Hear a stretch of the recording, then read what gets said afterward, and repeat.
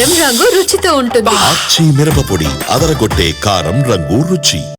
బీసీలకు 42% రిజర్వేషన్ కేవలం బీసీలకే ఇస్తారా, అందులో 10% వేరే వారికి ఇస్తారా అని బీజేపీ ఎమ్మెల్యే పాయల్ శంకర్ ప్రశ్నించారు. బీసీలకు మాత్రమే 42% రిజర్వేషన్ కల్పిస్తామని మంత్రి పొన్నం ప్రభాకర్ స్పష్టం చేశారు.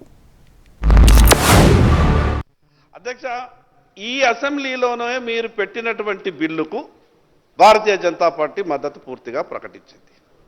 ఈ విషయానికి అధ్యక్ష, ఇది బీసీ సామాజిక వర్గానికి మా భవిష్యత్ అధ్యక్ష.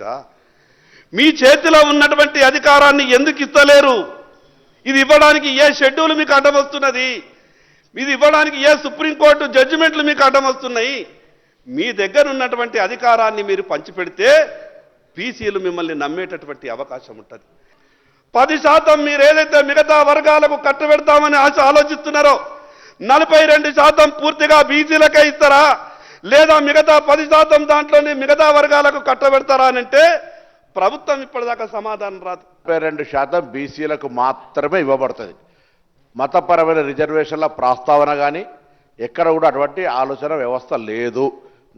మరొకసారి సభ గౌరవ సభ్యుని యొక్క అనుమానాన్ని నివృత్తి చేస్తూ 42% బలహీన వర్గాలకు సంబంధించిన రిజర్వేషన్లు మాత్రమే ఉంటాయి అనేటువంటి మాట మరొకసారి సభ ముందు వారికి మీ ద్వారా తెలియజేస్తా ఉన్నాను.